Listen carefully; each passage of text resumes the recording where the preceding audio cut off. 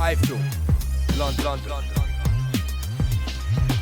iFILM, London. Rick Mans. Amir, obviously they're looking at a strategy that they're looking at you can't fight on the inside. Are you going to show something different? Yeah, You're going to wait in a way of fighting on the inside? Because you're a very good boxer from the outside, but again... You know, many fighters have tried, to get in the insides, and they have to you start from the outside first, and it takes time to get to the inside, so that's if they can make it to the inside. So, we'll just see. Freddie always says, he's going to, if Freddie tells me to fight the inside, I'll do that, and we'll be working on that. He's my trainer, he's my coach on that, and I trust it, whatever he says. Whatever he says, I'll do, if it means standing in there, and because Lamont is a taller fighter, so that could be one of the game plans.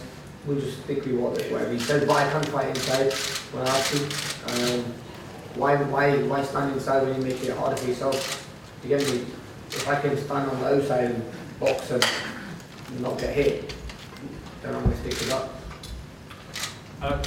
One in the pink behind you. Yeah, Cameron Sharp, boxing fancast. Amir, this is your first fight of the year. Are you concerned at all about burnout? Sorry? Are you concerned at all about burning out? And this is your third fight of the year. No, I think it's been brilliant. If you think about it, I had 2 fights, the Tusky fight, then I had the Judah fight.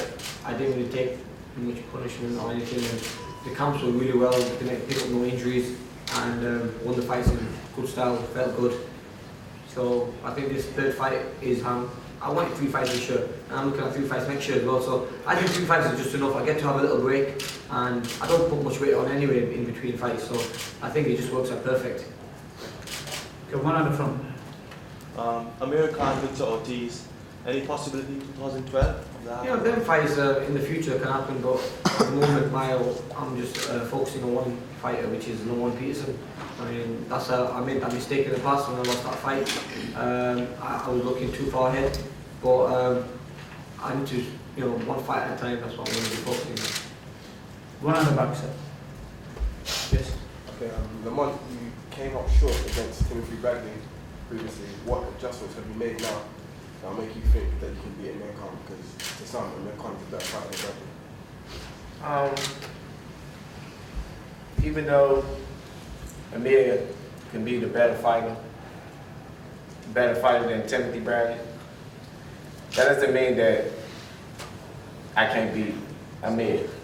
Style makes fights. To me, shorter fighters are harder to fight than taller fighters. Always been like that for me. Bradley, Mr. Hunter was talking about fighting on the inside. Bradley is known to be a pretty good inside fighter as well, so how do you plan on implementing that against Khan? Well, to me, and this is the way I feel, anybody who sit there with me and fighting the inside, regardless of how strong they are or whatever, I think I'll win that fight. I'm pretty sure I'll win that fight. So, not saying that I'll, press hard to get to Amir. I'm okay with boxing with him if that's the way the fight is going. If it just so happens to get in the inside, I'll feel comfortable being there too.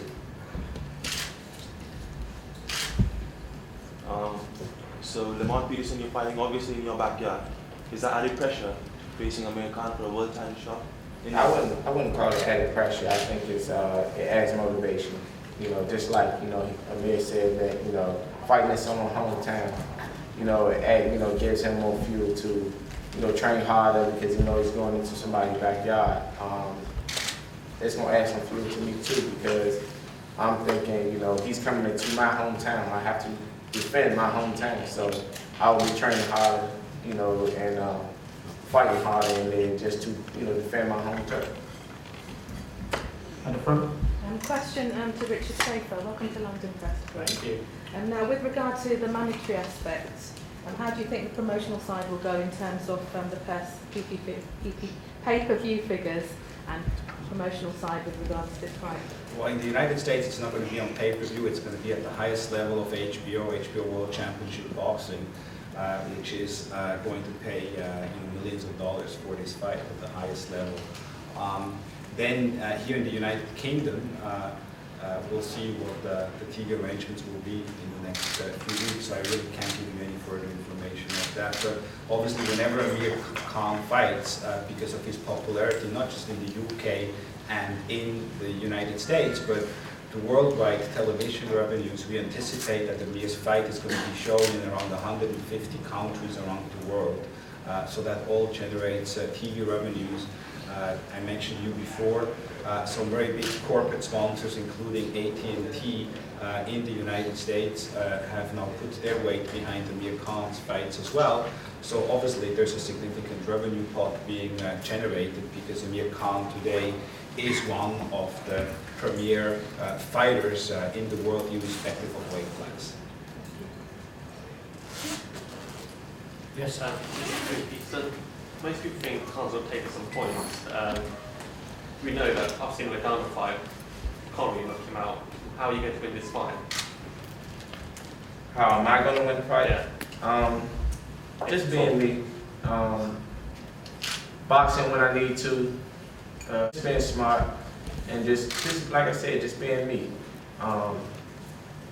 Madonna is Madonna, you know the way he's coming. The thing about me, you never know how I'm coming. You know, I can sit there and bang with you like everyone said. I can play the counter-puncher role.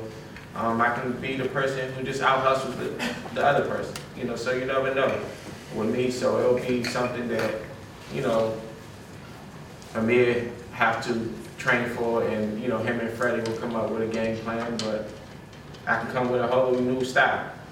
And that whole game plan will have to change for him. So you think you're going to change your whole style for this fight? I could. That'd be an interesting fight. Okay, we're going to take one last question. Rick? Barry, you're fighting against one of the renowned trainers of the world, Billy Roach, and basically it's your skills and your tactics against his. Do you think that you're going to be able to overcome? I'm very comfortable with the skin I'm in, man. I never get overwhelmed by reputation. I deal with the person in general. Freddie is a good man. He's a friend, actually. We just left from working with the U.S. national team. And, you know, at times we were hand in hand with strategies, you know, and then on the flip side of that, you know, maybe once he may have had something different from what I had, but for the most part, his brain functions like mine when it comes to the art of boxing. So, you know, that doesn't bother me at all. At the end of the day, you know, it's the business that we're in. It's nothing personal. It's what we do.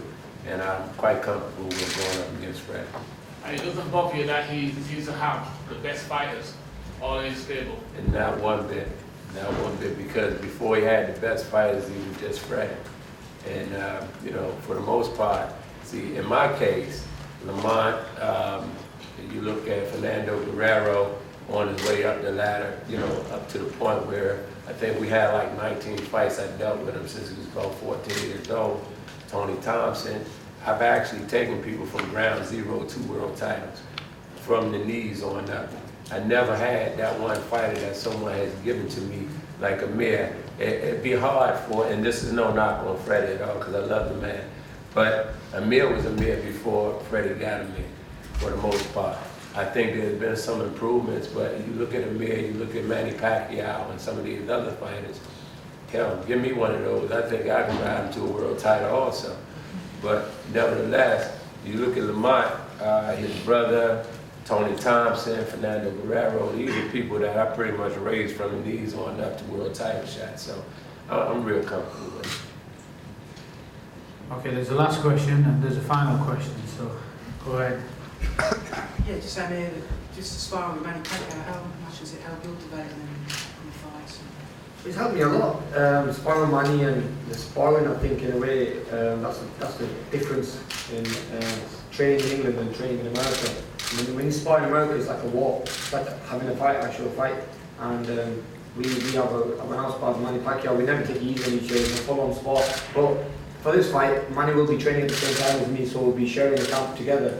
We'll be running together in the morning, but we'll be doing boxing sessions at separate times. But I think we won't be sparring this time because Manny's a southpaw, and Lamont's unorthodox fighter, so, and they've got different styles, different heights. So we're going to be probably having different sparring partners this time. But it's just inspiration. When you train with someone like Manny Pacquiao, one of the best fighters in the world. So hopefully you can, like I say, you can maybe pass some tips on to me and get me ready to do this fight as well. Okay, thank you very much. We're going to conclude. I'm going to let Richard say the last few words, and then we'll take the press upstairs as we agreed. We have Ollie, who's going to come to the front, and he's going to take half the snappers upstairs and the other half in 2 lifts. So just please bear with us while we take you upstairs.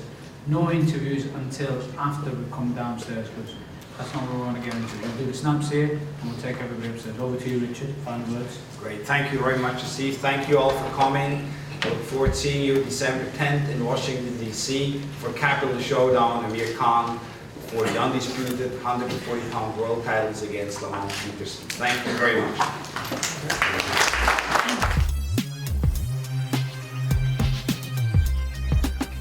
iFILM. London.